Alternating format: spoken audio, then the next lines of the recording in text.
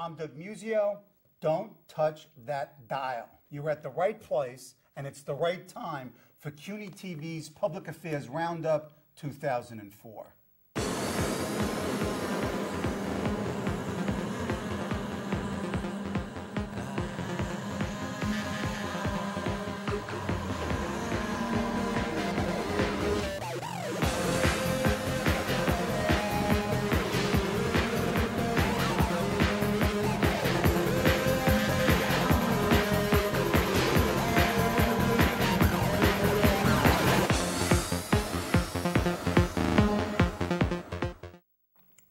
Usually joining me for this hour of rants, screeds, jeremiads, quips, and commentary are my CUNY TV colleagues, Ronnie Eldridge, host of Eldridge and Company, and former outspoken New York City Council member, and Bob Liff, host of the CUNY Forum, currently Senior Vice President for George Arst Communication, and former Daily News and Newsday reporter. We are greatly saddened that Ronnie will not be able to join us today because of the death of her stepdaughter. We share her sorrow and that of her family. The good news is that Bob is here, and he's joined by two of my colleagues and very dear friends from Baruch College. Thomas Halpern, Professor of Political Science and Chair of the Political Science Department at Baruch, and David Birdsell, who's Professor of Public Affairs and Director of Academic Programs at the School of Public Affairs at Baruch. Welcome, friends.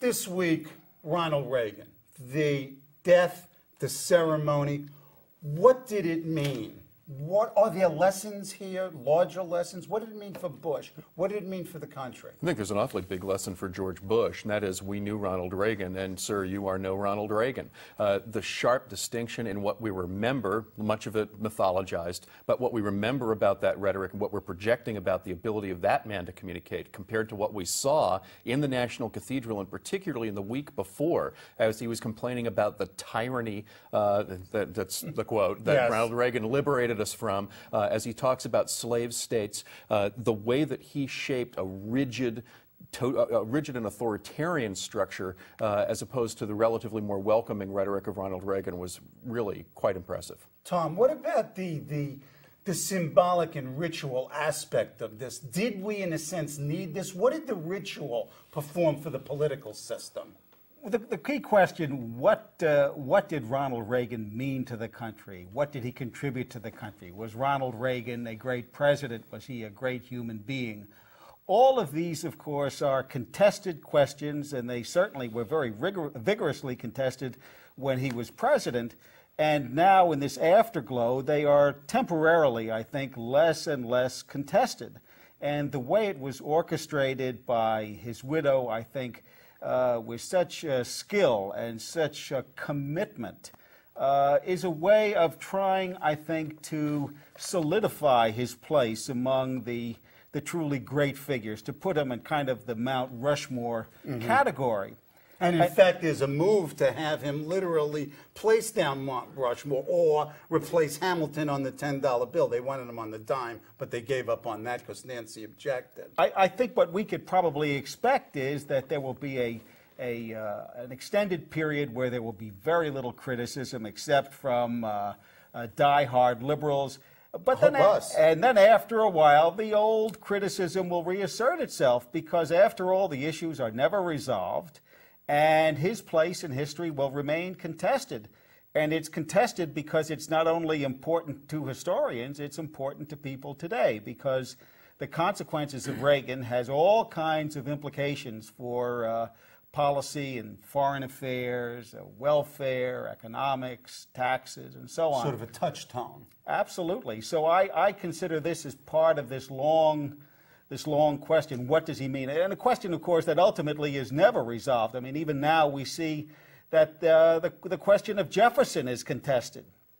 Gary Wills just wrote a book in which he attacked Jefferson. So here's a man who is on Mount Rushmore and has been dead now for almost 170 years, and that's not contested. So I think we can expect Reagan to be contested long after all of us have gone where he is. 178 years, 1826, isn't that right?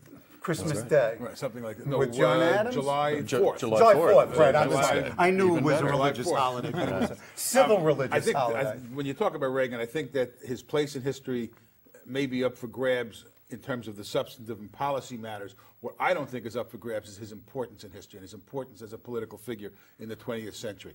I may have disagreed with a great deal of what Ronald Reagan did, but I can't, but it's the reporter in me that says there's no way, and I worked for Jimmy Carter, so, you know, when Ronald Reagan won, the first thing I wanted to do was go to Haiti and demand political asylum, but that didn't, but they wouldn't give it to you, obviously. That They were didn't work wise. out. But I think his importance in terms of changing the rhetoric of the country, the dynamic of the country, the plate on which we serve all our issues changed. Ronald Reagan profoundly changed this country. I may not think totally for the better, but at the same time, it was a state funeral. A state funeral is in its essence high statecraft, high stagecraft, and you had people who know something about image work, being the Reagan Hollywood crowd, and I think they did a very good job. I think that if there was a downplaying of Iran-Contra, and there's a downplaying of some of the ketchup as a vegetable, and some of the really kind of hard-edged, strange stuff that still sticks in your craw, well, I think that's kind of appropriate at the time that the guy dies. I think the degree to which it draws a distinction between the Bush people who were trying to exploit the Reagan death and trying to hitch themselves to his star makes him look lesser than the star that they're trying to hitch. Probably doesn't help him. The same thing, you had President Clinton's portrait being unveiled, and President Clinton was a very popular president, whatever else you want to say. So to some degree, you compare the current president to those people, and I think he doesn't fare well. Okay. Largest significance, though. I looked at this and said, there's a hunger out there. The folks in the media jumped on this story. Obviously, you expect the neocons in the Bush administration to push Reagan. But everybody bought into it. It was almost universal genuflection. It was like hagiography. We have St. Ronnie. We had St. Rudy a couple of weeks ago. What was missing?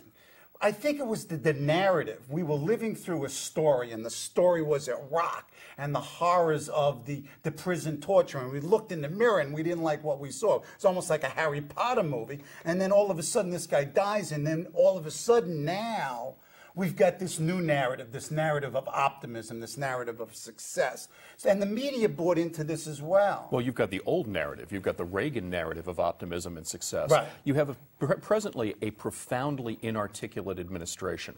From John Ashcroft, whose first answer to everything is simply no. I'm not telling you, and you don't deserve to know. Right. And it's classified. And you go back to that selectively, and you go back to that sunnier Reagan situation where, and once again, we're forgetting a lot when we remember it that way. We're forgetting a lot about particularly the second term and the disappointments of that second term. But if you look at the campaign themes in 1984, if you think about Morning Again in America, if you think about that profoundly secure sense of self, interesting, and it's hard not to read it against the Bush administration. The two most moving speeches, I thought, during the funeral ceremonies, one at the National Cathedral, was Margaret Thatcher's taped commentary. That low whisper of a voice that she has left or had left in December when she taped that message, profoundly moving. And what she said about Ronald Reagan is that he is a man who always knew who he was, something we don't get to see with a present president. And it's wonderful to remember somebody who knows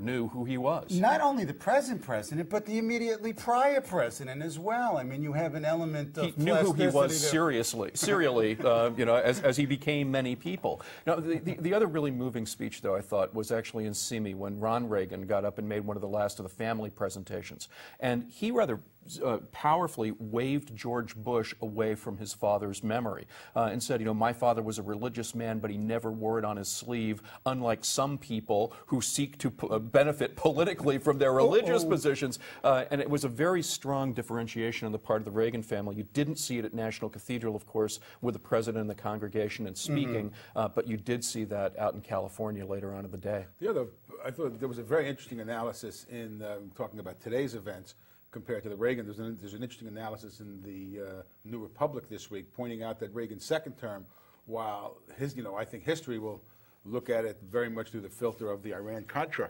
is also the beginning of the fall of communism, is the kind of, or the speeding up of the fall of communism. And their analysis is, and I think it makes some sense, is that Reagan became the great negotiator and the accommodator with Gorbachev, and trying to, they had that strange summit at Reykjavik, Iceland, where they almost agreed to do away with all nuclear weapons, except that Reagan wouldn't give up SDI, Star Wars.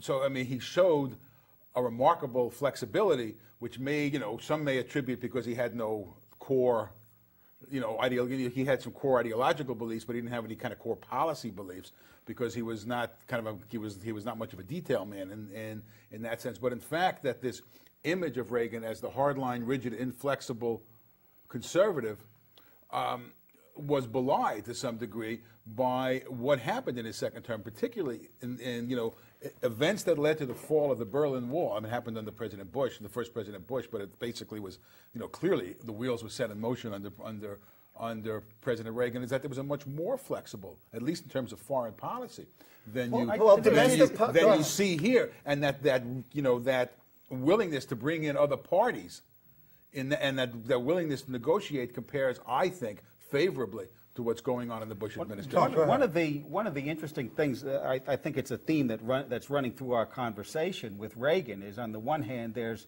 the rhetoric, and there's been much more talk about that really than about anything else. The great communicator, how he made us feel better, and then there are the policies. Right. And it's very interesting, the tension between these two. As you point out, they're not always in phase. They're not always in phase with Reagan. They're not always in phase with any politician. They're probably not always in phase with any human being. That's just how we are. We all, to some extent, are imperfect or hypocritical or however you want to. Except for Doug. However you want to put it. Thank you. But you're right. His role as a communicator, it seems to me, is really not overblown. I remember after the catastrophe in Lebanon, where almost 240 Marines were killed.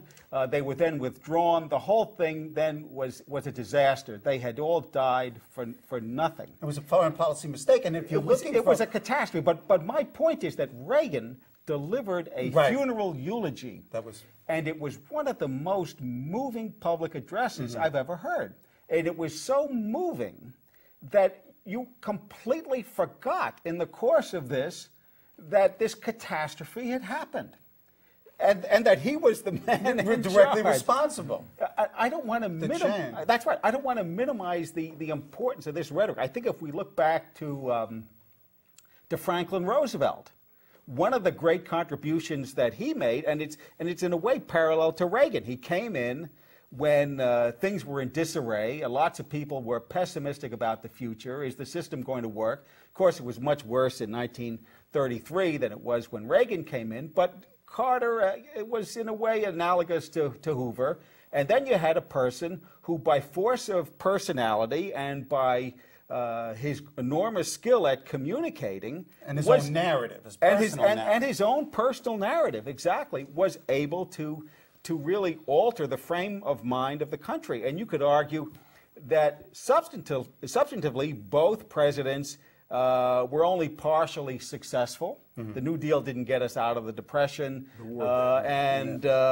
Reagan certainly didn't end up generating more taxes with the supply side economics and so on.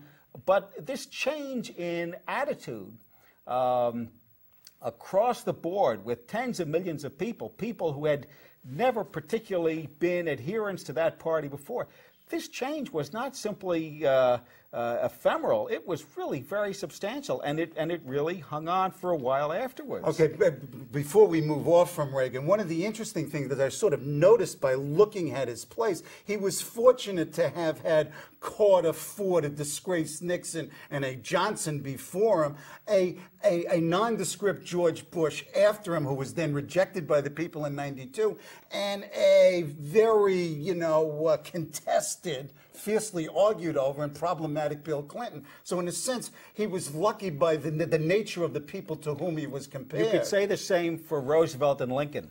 Okay, I that's mean, true. If you look back was at, not a at giant.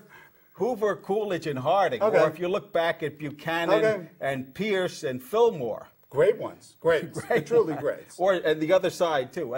They both, I think they both benefited by comparison. Okay. Final point.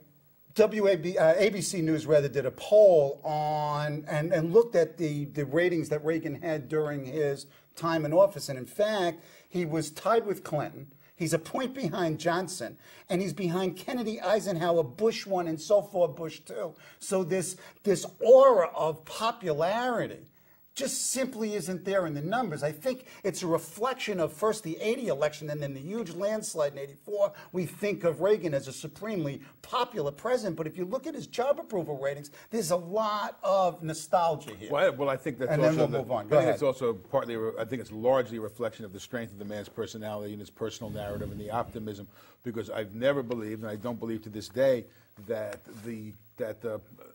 a majority of the American people agreed with his policies. Okay. So, I mean, I think there was a personal imperative at play that trumped Okay, the let's policies. go ahead. One other you thing get the on last word. All And right. This is it. Thank you. My father always used to say that I had to get the last. Okay, this is, and we'll accede to his wishes. These polls don't always measure the intensity of feeling, and so you could get someone like George Bush, the father, who was on top of the world after the First War. But people didn't really connect to him. And on the other hand, there may have been many fewer people who supported Reagan, but they may have felt it with much more intensity. It's possible. I mean, certainly. And I think that part of the aura of his popularity not only has to do with the sheer numbers, but also with the intensity of feeling that Reagan had, that Franklin Roosevelt had, and that other presidents who won great victories like Nixon never had. Right. I mean, just the assassination attempt 3 months after his inauguration, I think, is evocative and certainly indicative of it. Let's turn to God, religion, Jesus, and the Supreme Court. On Monday, June 14th, Flag Day, as Tom Halpern reminded me, the 50th anniversary to the day when the under God phrase became part of the pledge, the Supreme Court essentially ducked the issue by saying that the father did not have substantial legal custody and therefore didn't have standing on the case. This election is surrounded and embedded in religion. I mean, after all, George Bush and Bob Woodward's book consults Jesus, channeling Jesus in the West Wing. He's talking to a higher authority here. And some have argued that we've got the messianic presidency here, more than an imperial presidency. What is the terrain, the religious terrain out there, and how will it affect politics and be affected by politics? Someone. Well, I mean, I think on the Supreme Court decision, punting on the Pledge of Allegiance, I actually think was a very wise decision. I think politically, since the Supreme Court follows the polls as well, I don't think they could have thrown under God out of the Pledge of Allegiance, and I also don't think that they could have upheld it legally. I don't see how they would have found ways to view under God as having nothing to do with religion, unless they think God is something you pick up off the supermarket shelf. I mean, the only way to uphold it is to totally trivialize God. So, so I think that what they did in terms of punting was the correct thing. I think that the pervasiveness of an evangelical presence within the Republican Party, I think, has always limited the Republican Party's ability to kind of reach across the soccer moms, the suburbanites, the more secular population. But again, going back to Tom's point about intensity, those people are so intensely for Bush because of their identification with his religious beliefs that intensity raises their importance as a cohort within an election compared to the great unwashed that a lot of the rest of us are. Tom, you're a constitutional specialist. How does this play both politically and, if you will, constitutionally? I think you're absolutely right, and I think they really had no real alternative. They were looking around for something to hang this hook on, and they found this technical reason, and I think you're absolutely right. They really had no alternative. to my mind, one of the interesting things about this whole subject is that on the one hand, we keep hearing about how Osama bin Laden and all of these figures are attacking the West generally, but the United States in particular for being a bastion of secularism. And yet when we look at this country, we find that, in fact, compared to the rest of the Western world, we are a very religious, pious country, and all indications are we are getting more so. So this is not a country that has walked away from God. It's a country that, of course, does not accept the same values and tenets and so on as bin Laden and his people. But it seems to me, and this is a fact that people in New York, which is such a secular city to many of us, often lose sight of. This is a country which is really not especially secular, and compared to countries that are roughly in the same boat, is very religious. Is it problematic, though, that you've got a president who is so overtly religious in his core beliefs and in his orientations that this becomes a problem for the polity? I hate to sound like a professor. Well, go ahead. It's potentially problematic in at least two ways. Number one, if he's making decisions that are veiled in some way, that are not open to public scrutiny, but that are driven by doctrine, that becomes a problem because we don't necessarily know what the president is doing. Number two, a problem and an opportunity for the Bush administration and for people more generally to become involved in politics.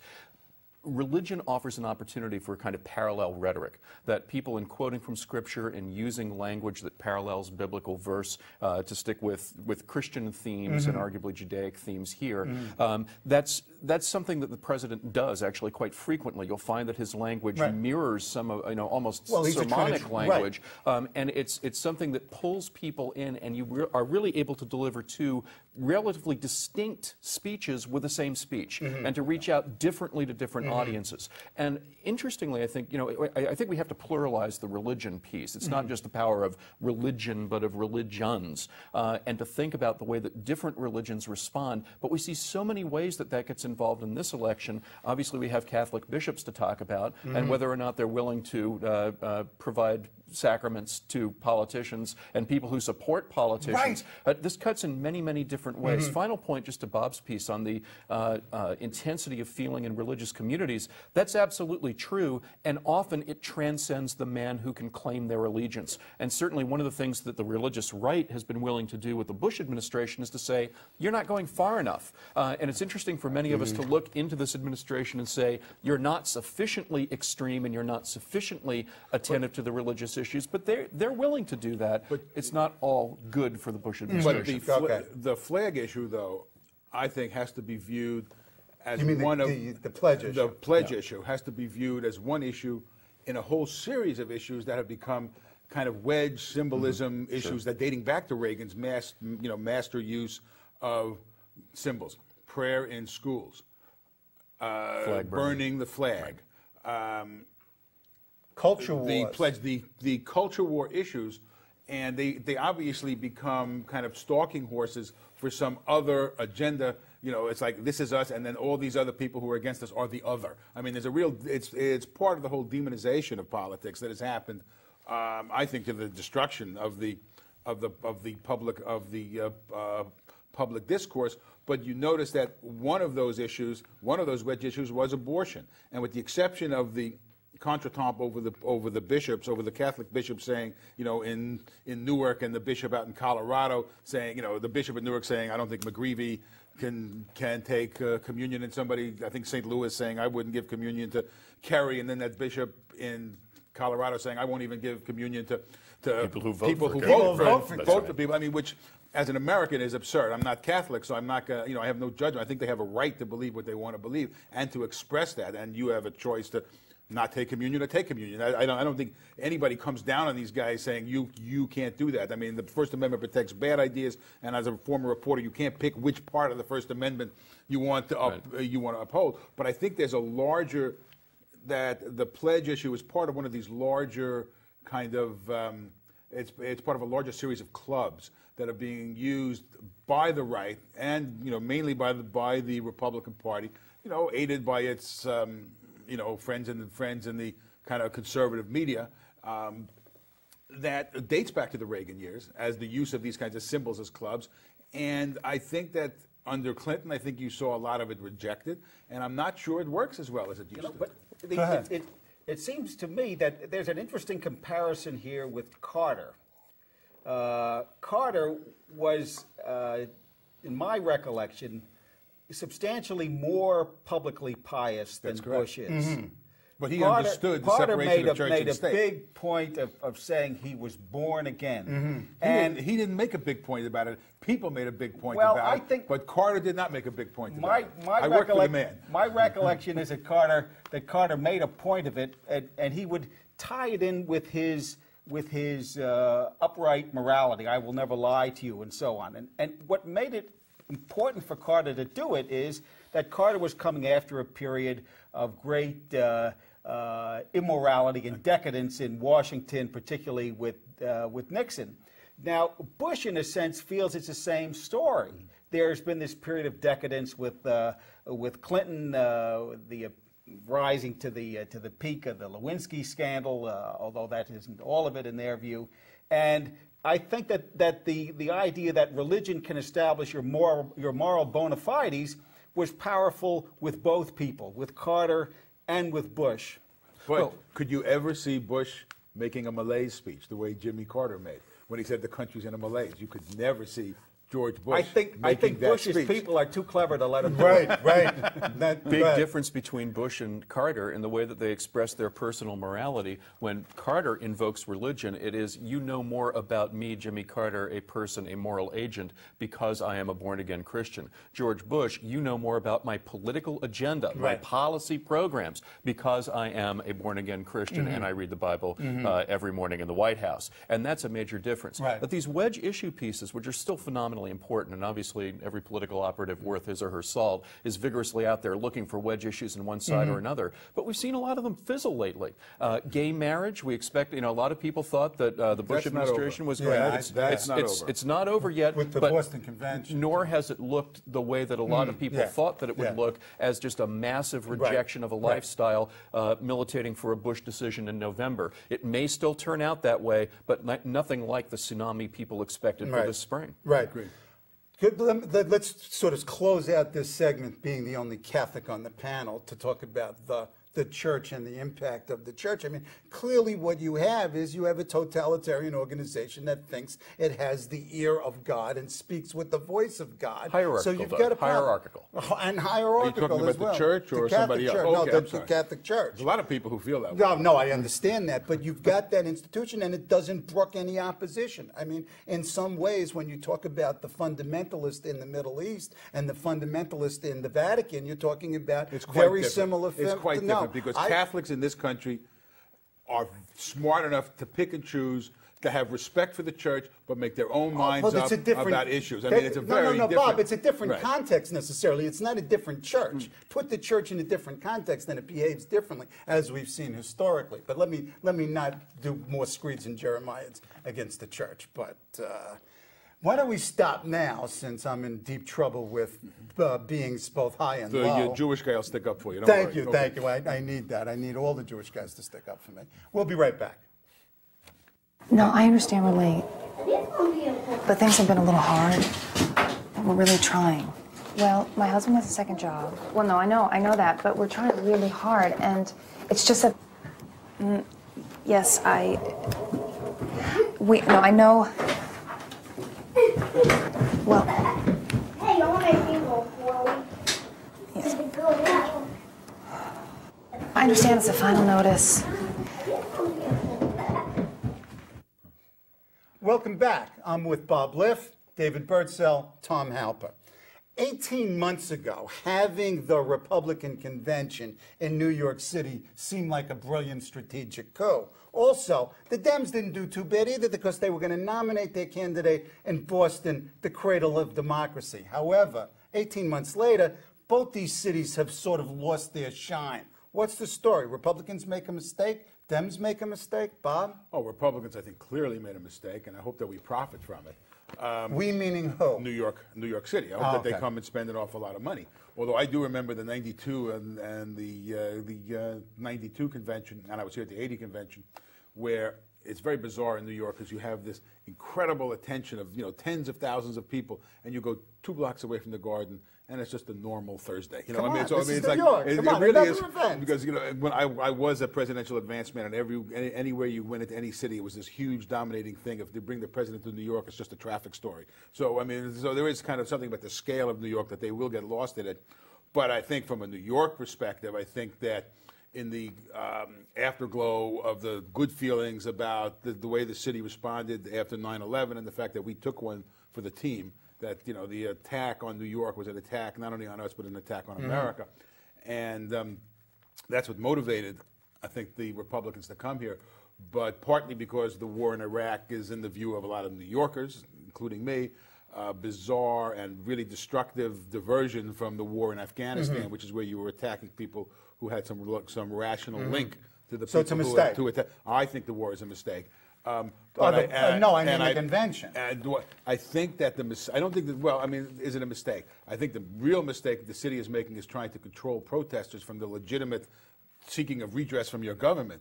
And that by blocking them from using Central Park, you're going to cause a much bigger problem than by letting them do it. Okay. David. The convention looks like a great idea if you've got Osama, if Iraq ended essentially as it was first suspected to have ended in April of 2003. Thank you. But as it drifts on into 2004, there's no chance, obviously, that we're going to be out by the convention. The Bush policies, And to a Osama certain isn't in extent, prison? and Osama is not in prison, or at least if And he's being fattened up? Okay. well, we'll find out in October. Right. Or earlier. But even producing Osama at this point is still, you come to New York and the Bush policies look worst here. They look worse here because of the global strategy. They look worse here because of the inability to fulfill promises to the city, economic promises, assistance promises, securing the ports promises. And there's a lot that hasn't happened that this provides the best platform for the people arguing against the administration. Dumb idea to have it here.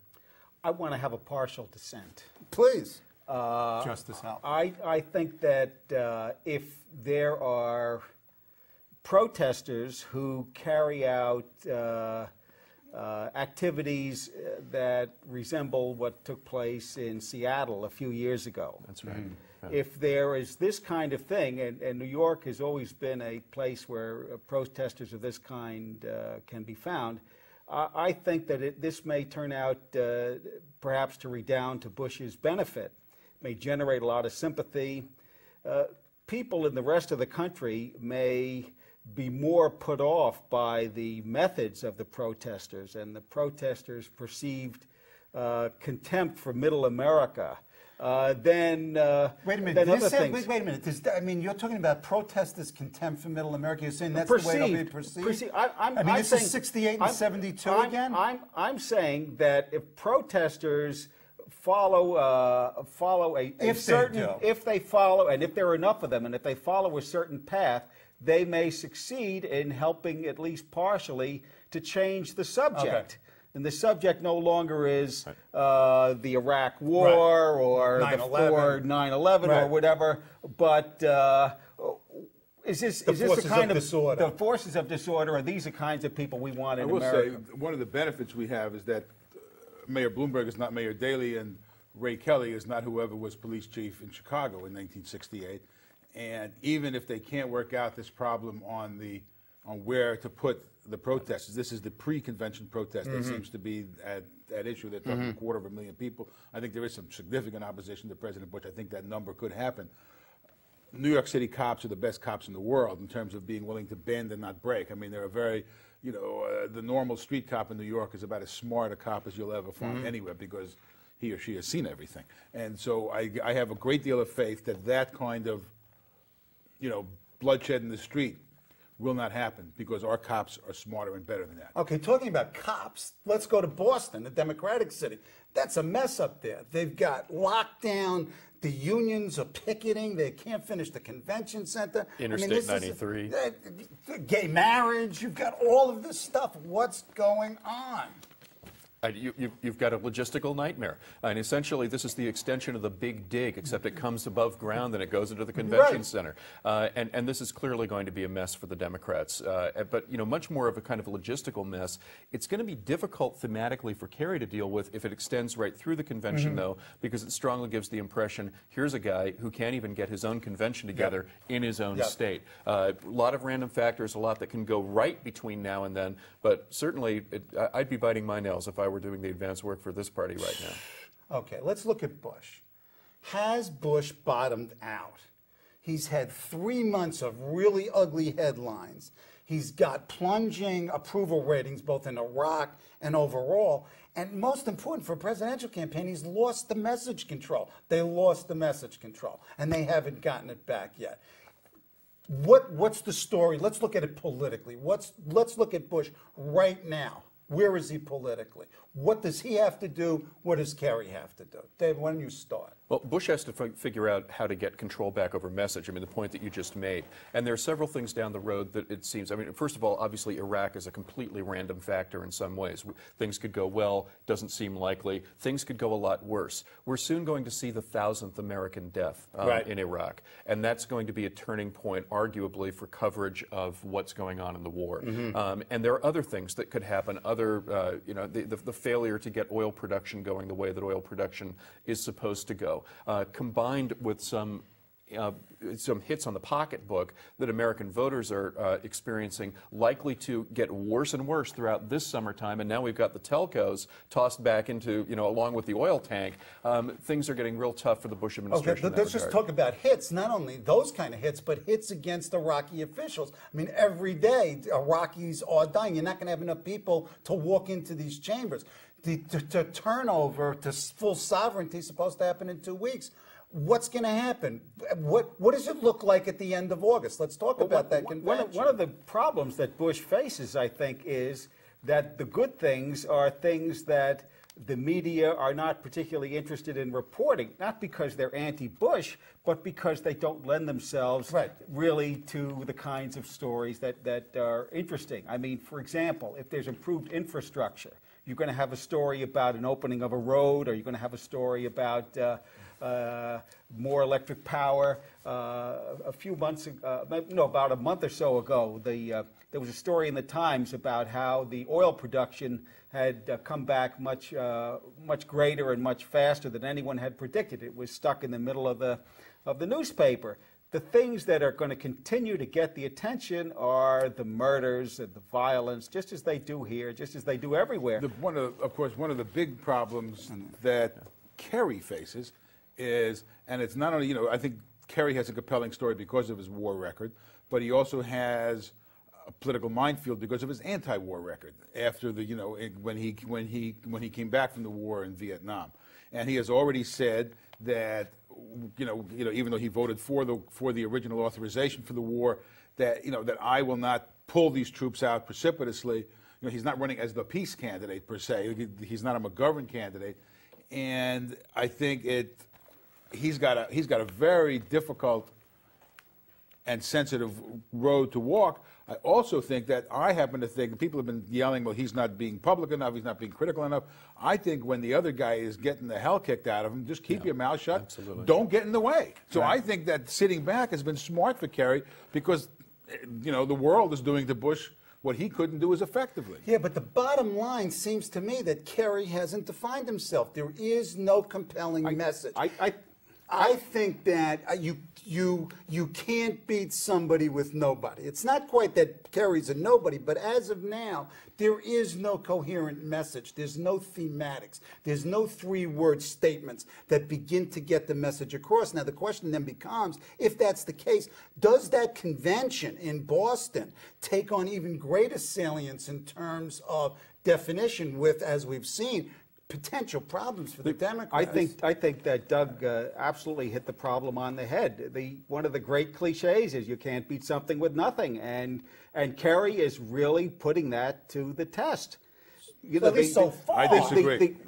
To me, okay, there's something that's there is that he was a war hero 40 years ago. For a person who's been in the Senate as long as he has, his accomplishments are almost pitifully puny. He has never been associated with really significant issues aside from Vietnam-related issues.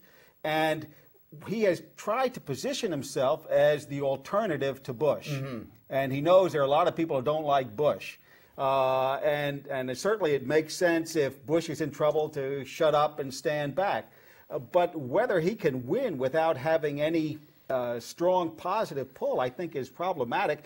And whether he can effectively govern afterwards, should he win, not having any positive pull, I think is even more problematical. And it seems to me that the little dance he's been doing with McCain, which doesn't make any sense at all, except from the point of view of getting elected. It doesn't make any sense at all. They disagree on everything. McCain would be impossible for him to control, and McCain is a much bigger star than he is. So it makes no sense. I think that that Doug has really identified absolutely the key issue, and if Kerry has not been able to do it thus far, I think there's a real danger he may never be able to do it. He still has time to do it. And back to your question about what happens at the convention, yes, it does become more important. He's got to do it by the convention. He's got to have a VP by the convention, by the end of the convention. He's got to have themes by the end of the convention, and he's got to be able to confront the Bush presidency in some way. But I think that Bob is exactly right about letting Bush twist in the wind as long as he's able to do that and stand back from taking confrontational positions that it would be very easy for the Bush administration to portray as unpatriotic and undermining the war effort. And so he needs to find a way to do that. He does have to do it by the end of Boston, but he doesn't have to do it before. Just a footnote, he's made it more difficult for himself to do it in Boston by his early, floating that trial balloon a month ago. Maybe I really won't accept the nomination there, which downplays the importance of the convention and asks us really to look at the kind of silly logistical problems that people are having rather than to focus on thematics. That, I think, is kind of inside baseball, since I think we care about that kind of issue, but people who live in the real world, which is not us, don't really care about that kind of question as to whether he was going to do it or not.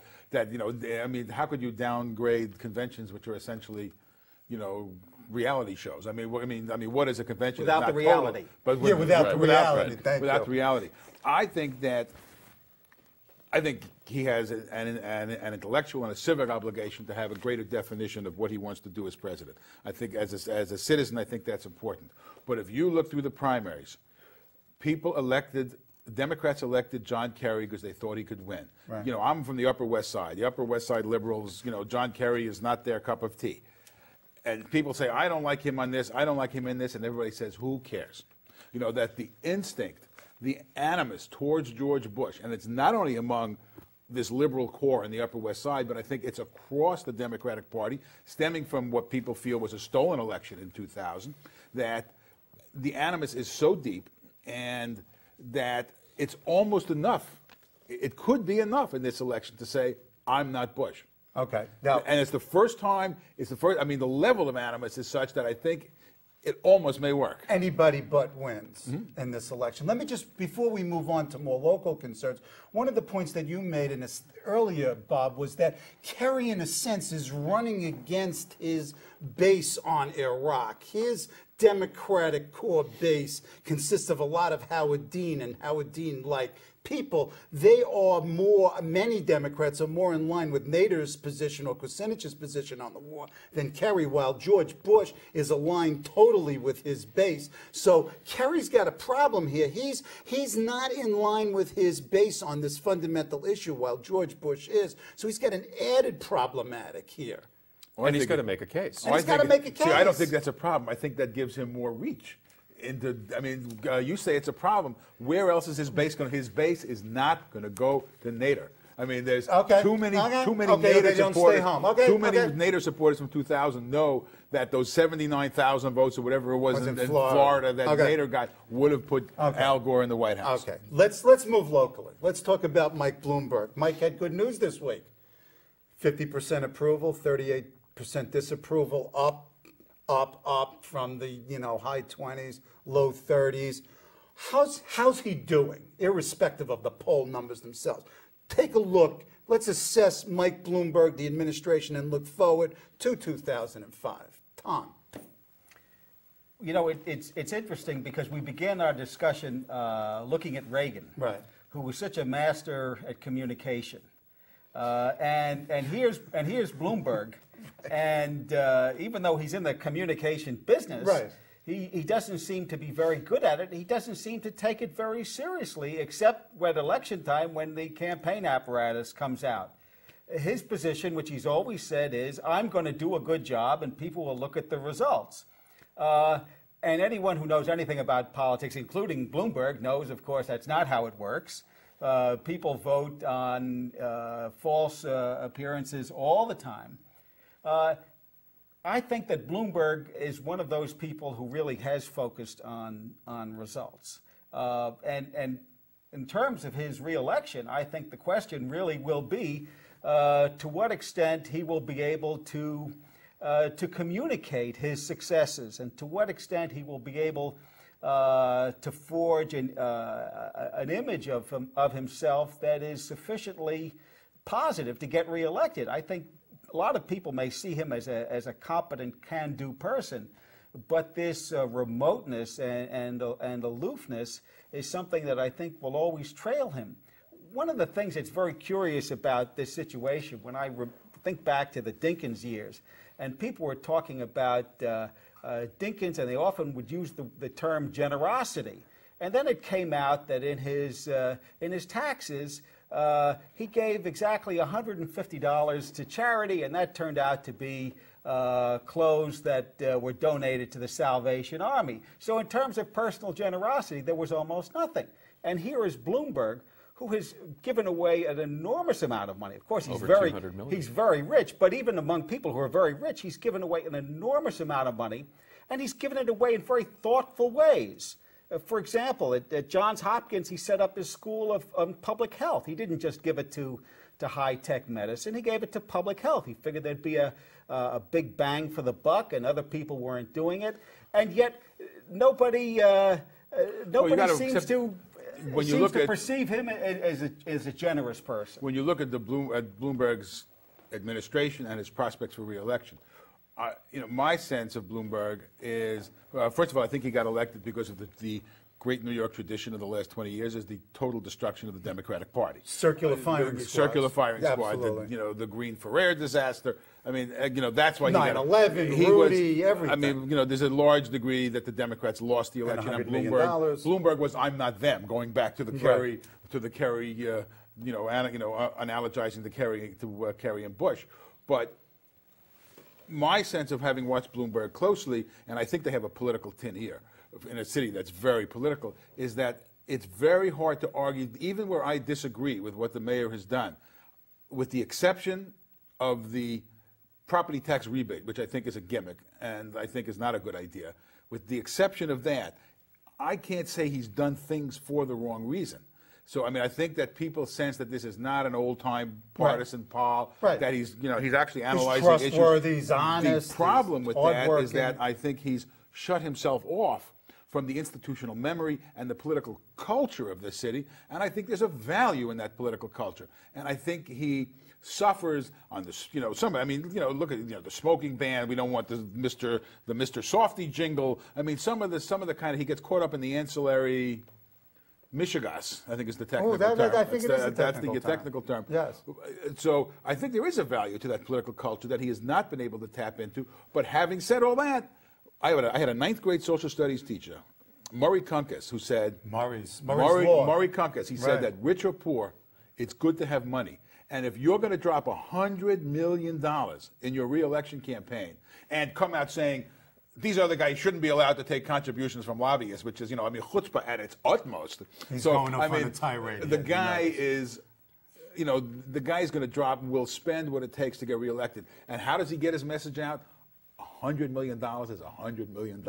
I know. David, message. What's Bloomberg's message, and what are his potential opponents' messages? Let me just go through that Quinnipiac poll again. In addition to his rising approval numbers, the mayor beats almost all of his expected challenges or possible challenges, except for Fernando Ferrer, who beats him by 6 points, and he increased the lead. Little anomalous that his approval ratings are going up, but the disparity between him and Ferrer in the head-to-head horse race. Opposed just a snapshot. Oh, it's only a Opposed snapshot. just a It's snapshot, 17 right. months before the Right, election right. and 15 months before the primary. What is Bloomberg's message and what is, let's say, Ferrer's message? Bloomberg is going to have to focus on competence. And, we've talked about ways in which he has been extraordinarily competent so far. There's still looming problems. We're still in structural deficit. We're likely to see billion, $2 billion, $5 billion gaps opening up 2, 3, 5 years out. He probably isn't going to talk about that and all of the pain that it occasions.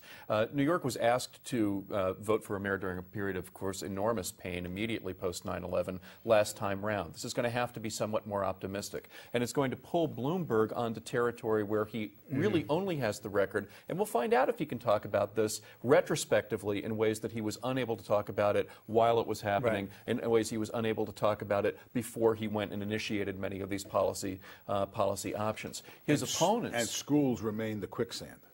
And schools remain Yeah, quicksand. I agree. quicksand. And he may have firmed up that quicksand with a 4th grade test coming up next year by holding back a big chunk of the underperforming third graders. Right. And we'll find out about that next October. But you've got to assume that those numbers are going to look better, and he's going to be able to go with a very short period left between those numbers and the election, campaigning on a big win in that area. If not, then certainly the way that he's asked to be defined makes him look pretty bad. Opponents, Bloomberg, one of the things that they're going to be able to point to is, I'm not a billionaire, which becomes to a certain extent, this is weak populism to be sure, but at the very least, it gives people an opportunity to argue that they are closer to the experience of New Yorkers. And that's one of the things that keeps on coming out of the polls and attitudes about Bloomberg, is that nobody thinks that he feels any of our pain. And you know what? He doesn't. And he speaks funny. He's got this funny little accent, and he roots for the wrong baseball But I'm not sure team. but if people feel that he's been competent, it doesn't matter that they don't want to have dinner with Oh, him. no, that's true. Right. That's true. It may not matter that they want to have dinner with It him. may not matter. Continue with the opponent's messages. The opponents are going to have to find, and this is one thing that I think the opponents are going to find some trouble doing, is finding signature issues. Because everybody is talking really pretty, small ball here, politics. Are you going to challenge the mayor on schools? You could challenge the mayor on schools, particularly if the numbers look bad. Are you going to go to the budget? Probably not. Not a lot of fun to campaign on in those issues. Are you going to talk about infrastructure? Probably not. The budget doesn't allow you to do it. So exactly where the opponents go in policy terms, it isn't already trumped by mayoral policy success. Okay, one issue. One issue? Jet Stadium. Just 1 point, if Bush wins re-election, Small you ball. drape the Republican Party around his neck.